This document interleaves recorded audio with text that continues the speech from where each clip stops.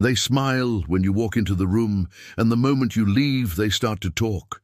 You don't notice it, but Machiavelli would. To him, gossip was never harmless chatter. It was a weapon wielded by the weak, a way to strike at those they resent without ever drawing a blade.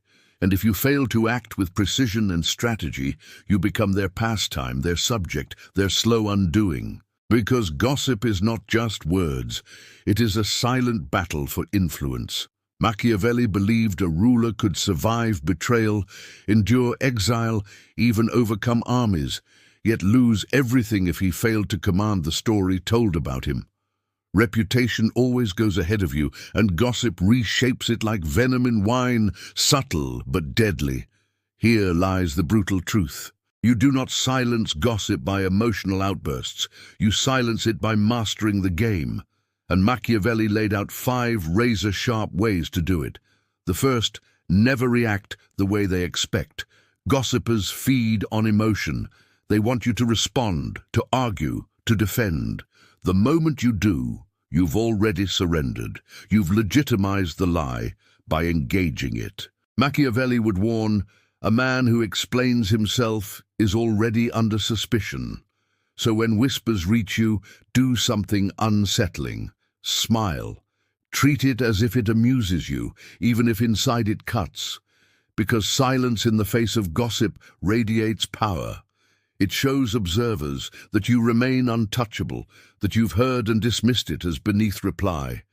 This calculated indifference unsettles gossipers. They expect fire, give them ice. Then comes the second law, punish the weak link in silence. Machiavelli noted the gossiper never works alone.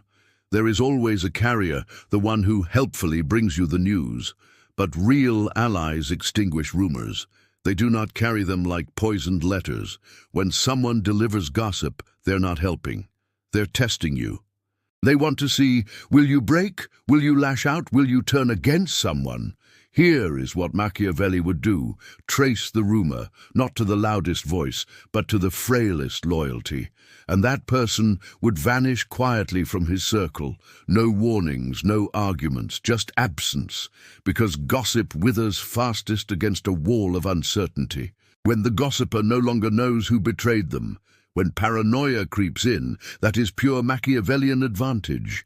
But if you want gossip never to form at all, you must master the third rule. Make yourself unpredictable. Gossip clings to routine. Predictable behavior gives enemies a script to weaponize. They learn how you'll deny, how you'll react, and how to ensnare you with fragments of truth. Machiavelli wrote that a ruler must seem to be all things, yet belong to none. So if you are always grave, laugh without warning. If you are warm, turn cold. If you are always visible, disappear suddenly. This unpredictability breaks their weapon, narrative. They cannot pin you down because you refuse to be defined, and uncertainty terrifies them. The fourth tactic is the most merciless. Raise someone else into the light. Gossipers seek power by subtraction, by tearing you down. Machiavelli would not waste time defending himself. He would lift up another loyal figure instead. Offer deliberate praise, in gatherings, in meetings, even in public forums. Highlight the loyalty and skill of someone who would never betray you. This shifts attention while isolating the gossiper. They will feel the chill of exclusion. Others will notice the silence around them without you ever pointing fingers. Machiavelli avoided direct accusations. He preferred patterns, strategy, consequences without noise. And finally, the checkmate. Turn the gossip into leverage over the gossiper. Machiavelli often kept his enemies near, not out of trust, but calculation. When you know someone whispers, you don't confront them, feed them, give them just enough controlled, meaningless detail to make them feel powerful. Watch who they tell, what they add, and how quickly it spreads. They become your unwitting informants. If they ever grow dangerous, you'll already hold the evidence to destroy their credibility, because in truth, gossipers are not strong. They are afraid of being invisible, of being powerless, of someone patient enough to play the long game. Machiavelli didn't annihilate foes with fury. He did it with exactness.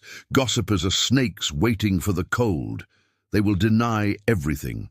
Caught red-handed, they tilt their heads, offer innocent smiles, claim concern. "I only repeated what I heard," or "I thought you should know." Machiavelli saw through that. He knew gossip, like most weapons of the weak, is born not of rage, but of envy. The gossiper resents your presence, your calm, your poise, but lacks the courage to challenge you openly. So they erode your image drop by drop, word by word. That is why Machiavelli never argued with them. The moment you defend yourself, you enter their arena and start playing by their rules. He would choose a different game entirely, one they can't perceive. Picture a workplace, a family dinner, or a social circle. You catch murmurs, sidelong glances, a shift in tone. Someone you once trusted sits at the center. The first urge is to confront, to clear the air. Machiavelli would ask, "Why reveal your hand?" You observe instead. Note who grows awkward, who shares less, who makes pointed eye contact when someone jokes at your expense. Then the second rule kicks in. Punish the weak link, quietly, no spectacle. Make them irrelevant.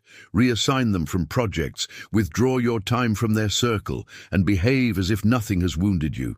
Even appear cheerful. This confounds gossipers more than rage ever could. It makes them doubt their reach. Paranoia sets in when their rumor fails to cut. Next, unpredictability becomes lethal. Reply irregularly, distant one day, warm the next, silent at times. Break their rhythm. People map their moves on your past behavior. Deny them a reliable pattern and you deny them a weapon.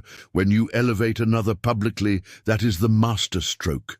Gossip feeds on attention. Praise someone quietly loyal in meetings, in group chats, anywhere the crowd can see.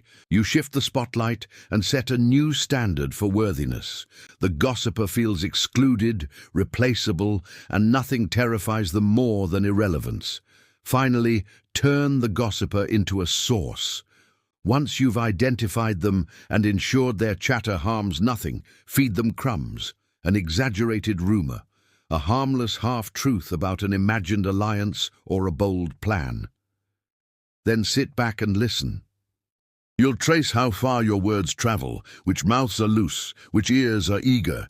You've weaponized information. They've become your surveillance network without knowing it. One last warning from Machiavelli.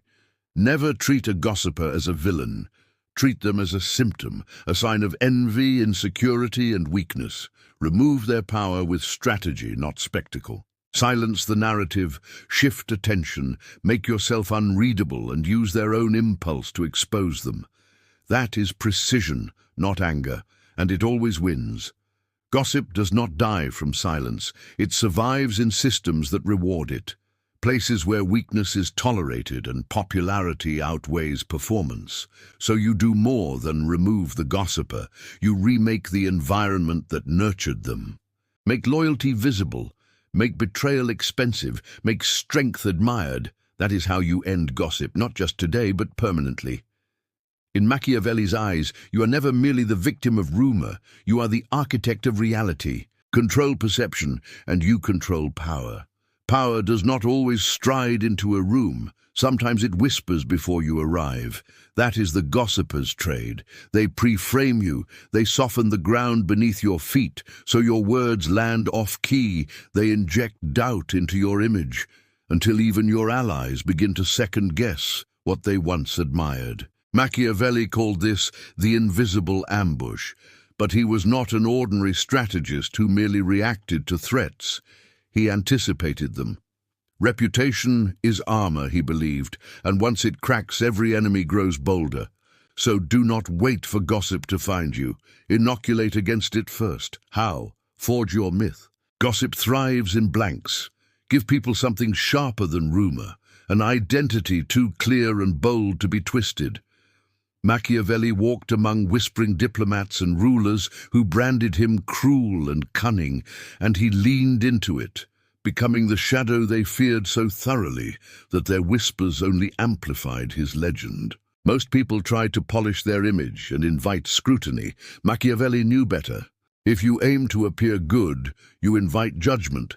If you aim to appear powerful, you seize the narrative. If they call you cold, be colder. If they call you calculating, show calculation. If they call you ruthless, make it unwise to cross you. Enemies will try to mold you from clay. Your task is to be stone, yet never overplay. Machiavelli prized controlled mystery over bluster, because when people cannot predict your next move, they cannot weaponize you. And after enough wrong guesses, they stop guessing at all. A higher move he might deploy is to turn the gossiper into a public supporter. It sounds impossible, but after isolating them, feeding false trails, and hollowing their influence, invite them into the light, not as an equal, but as a token advocate. Praise a small deed, mention them in passing on your terms.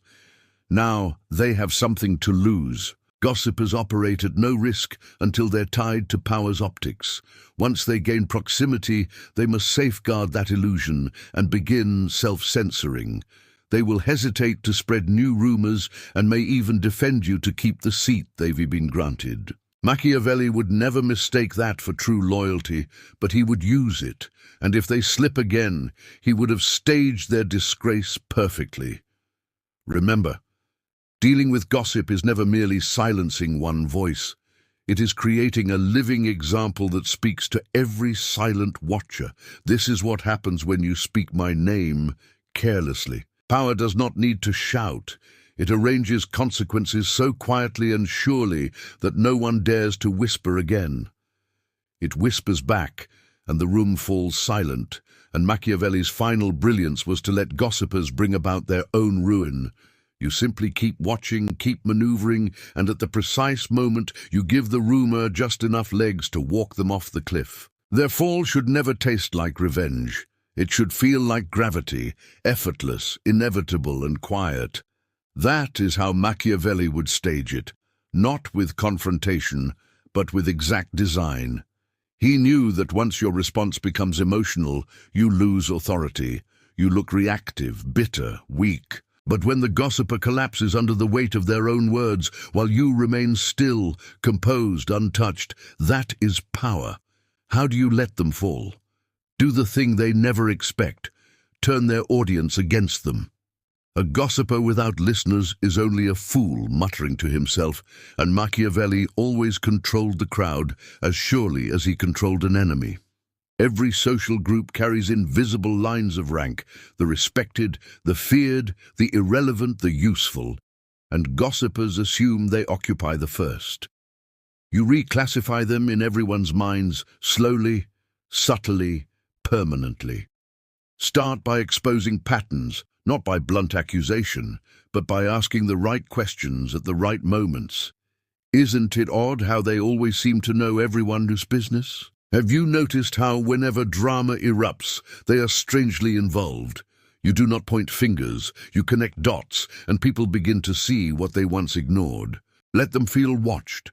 They will be too busy managing appearances to do real harm, and everyone else will see that your mercy is control. This is how rulers operate, not by erasing every threat, but by redefining it. While the once gossiper smiles for photos, nods in meetings, and pretends influence, you know the truth. They have been politically neutered. Machiavelli practiced this constantly in courtly games. When an enemy could not be ruined without chaos, he turned them into a living exhibit of his dominance. Everyone remembered who they had been. Everyone saw what they became, and that spectacle spoke louder than any execution. I do not merely defeat foes, I reshape them. Step back and consider the 5 measures together. Calculated silence, quiet exile, deliberate unpredictability, public elevation of the loyal and reputational repurposing. And you see, they are not a scatter of tricks, but a system to protect image, to manage narrative, and to establish psychological ascendancy in any social order. Whether in a corporate office, a friendship group, a public role, or an online arena, these tools do more than mute gossipers. They forge a legend.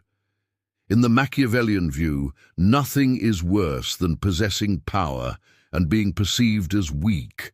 And gossip is the first fisher, so never let them whisper unopposed. Never allow them to spin your tale. Instead, make your presence so precise, so curated, so untouchable, that even your absence carries weight. Let them talk. Let them scheme in corners. Let them spin their petty webs. Then, without raised voices or theatrics, pull the floor from under them, one cold step at a time. There comes a moment when words stop functioning as weapons and become mere footnotes to the story you have built. That is what Machiavelli sought, not merely silence from enemies but irrelevance. When a gossiper's voice becomes so faint, so disregarded, so laughable, they cease to be a threat and become a warning. How do you remain above the noise? Understand the last invisible layer of power, reputation that speaks before you do. Machiavelli knew that however clever your plans, you still enter rooms where you have not yet spoken. There, your reputation goes first. To be immune to gossip, not merely resistant but untouchable, you must construct a myth about yourself that is deliberate, consistent, and quietly intimidating, so that no rumor can take root. This is not popularity, it is fundamental comprehension. That you are not to be trifled with, that careless talk about your name carries consequence, that your silence is not absence, but caution. Curate your presence like a weapon, never over-explain, never chase clarity. Let your deeds leave smoke and questions. Speak little, but when you speak, it lands. Praise rarely, but when you do it elevates. Punish seldom, but when you do it, becomes memory. All of this produces what Machiavelli prized above all, deterrence. Gossip grows where people believe there is no cost, no consequence, no attention. The instant they ask, what if this reaches them? What will they do? The whisper dies before it forms. Fear, more than admiration, safeguards you in your absence, and Machiavelli argued the ultimate dominance is achieved not when people repeat your name often, but when they hesitate before they do. That is the highest ground. Being a figure, not a peer, a presence, not a personality. Gossipers do not assail legends. They prey on the exposed. But you are neither. You do more than neutralize gossipers. You render them obsolete, reduce their clamor to background static. While they search for listeners, you build a realm where words mean less than presence, and reputation is forged in silence, yet felt like thunder. That is the Machiavellian way, cold, precise, unforgettable. In a world of murmurs, you become the reason they fall silent.